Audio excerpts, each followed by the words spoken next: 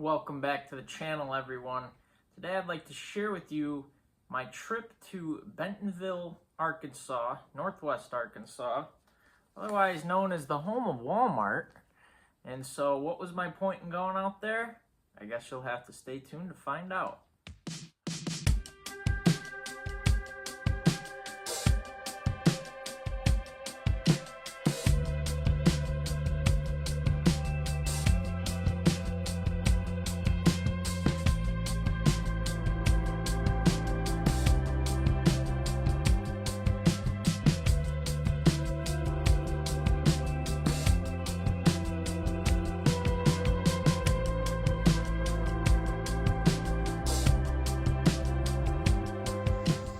All right, so I'm here with David. Him and his family were gracious enough to let me stay with them.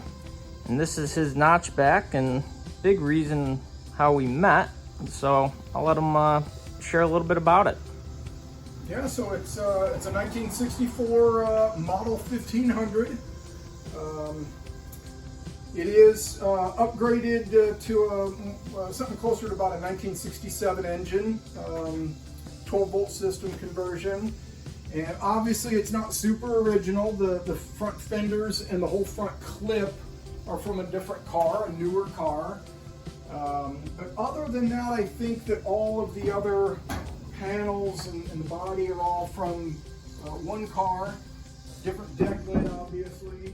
They replaced that at some point. I believe it's a newer model deck lid as well.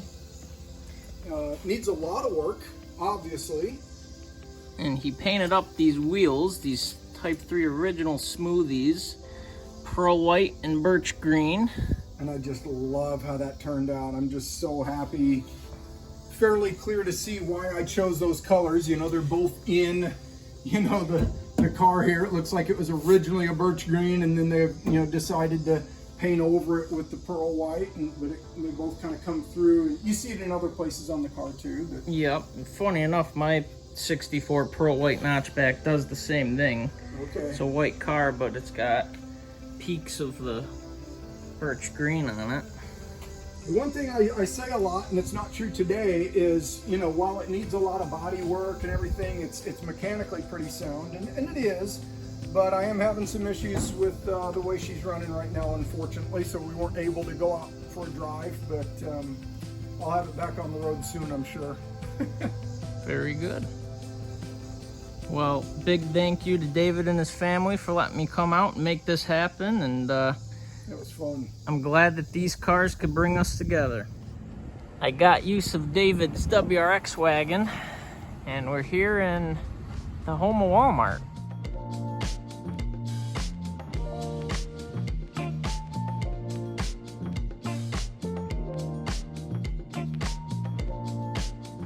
Hello YouTube, I'm here in Northwest Arkansas, stopping in on some buddies here.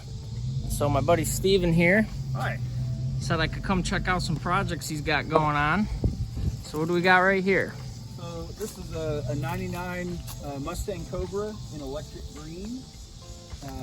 We've had a lot of fun with this in the last year and a half or so. So it's a daily driver. But we've taken it to a few tracks. We've gone to the top of Pikes Peak because we wanted donuts. Ran a best of 1387 at Mocan this last year in the quarter. And we're getting ready to take it on the Hot Rod Power Tour. But we had a tornado come through and it dropped a big tree right across the front. So, it looks better if I lean against it a little bit, but it kind of took out the corner. I've got it back together somewhat. It needs a little bit more work, and we'll get it all sorted out.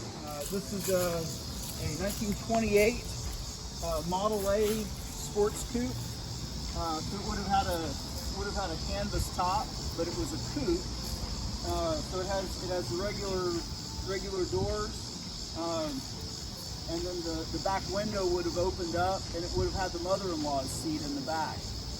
It's missing a couple things here and there, but this will be kind of, I'll put this together with a Roadster I have to kind of put one car together. and maybe have enough pieces left over to build some kind of hot rod or something. I have my 1996 F-150. This started as a four-wheel drive farm truck, and I lowered it 7.5 inches in the front and 9.5 inches in the back. It's got a roller 302 and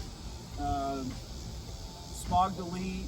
I got a set of long tube headers for it, and maybe we'll go drag racing in that, who knows. But it's just kind of the leftover pieces of working on other trucks that have all kind of gone into this. Very cool. Over here is my son's car. This is a 1960 Biscayne that my wife's grandpa bought as just a used car for $50.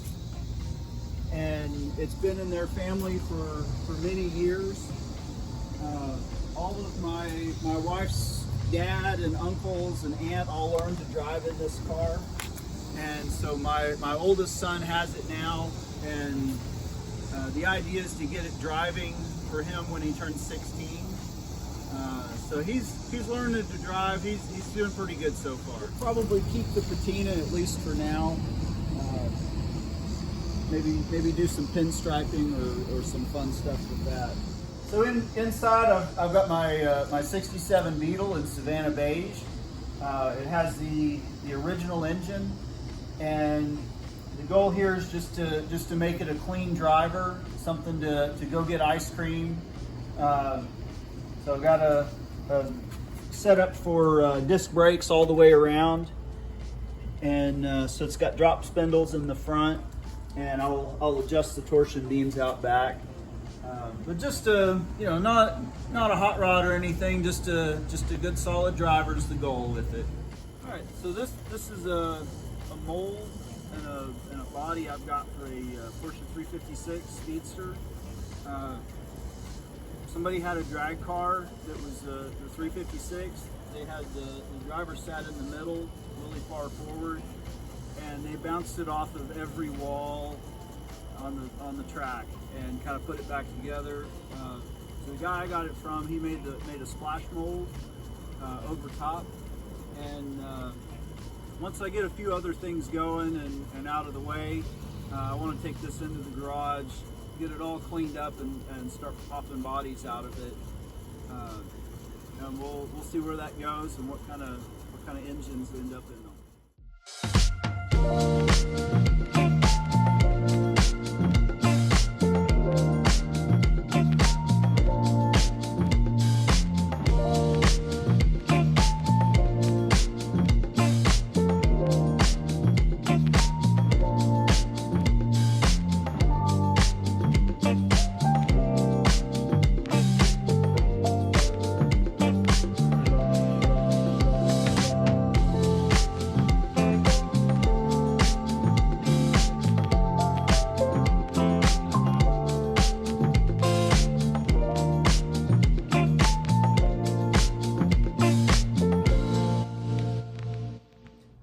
So now we're gonna check out Jason, aka Tinkering Guy's panel bug.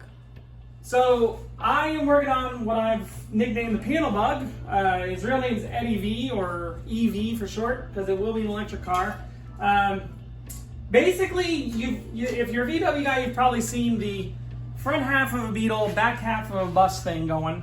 I always liked those. They were really cool, so I thought, why not build one? And I didn't just go out and buy one, like buy parts for it. I have a 79 bus in another project, and I bought a parts bus for that I only needed the front half for. So the whole back half was not needed. I'm like, what do I do with this back half?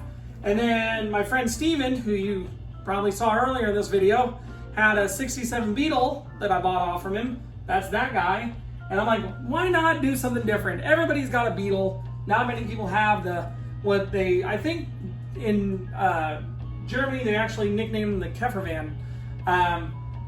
Why not build one? And I wanted to challenge myself, so I cut the back half of a bus off and I crammed it on the front half of a Beetle, and I've been working on it since October, so we're about 9 months into it now. And recently I bought a Nissan Leaf, so I'm going to shove a Nissan Leaf drivetrain in it, and it'll still be rear engine or electric motor because it's not an engine. The Leaf will be in the back drivetrain, and then the batteries will be in 3 spots all out, and the whole front end will be part charger, and so on and so forth. And you know, a lot of people give me grief for that, but you know, it's my car, so I'm having fun with it. I can't wait to go down the road in an electric, you know, this, because nobody else has ever seen one, and I'm like, why not? You know, do something that makes me happy, and I'm sure everybody else is just smiling with. This is my daily driver Huey, and because it's hip to be square. I bought it about 4 years ago, and it was just rotted out on the bottom. It was a rat rod at the time, but I wanted to daily drive it, so I've been fixing it up over the past 4 years. The Huey is a 1967 Volkswagen Squareback, Type 3. He's got a 1641 engine that I built after I burned a bearing coming back from a big Volkswagen show. I think one of the weirdest things about the car is that it doesn't take a key to start. It uses a chip in my hand. So the way I started is there's actually a chip implant in my hand right here, and there's an antenna on the side of this radio. So when I do this, that beep means the computer's ready. And then this joystick,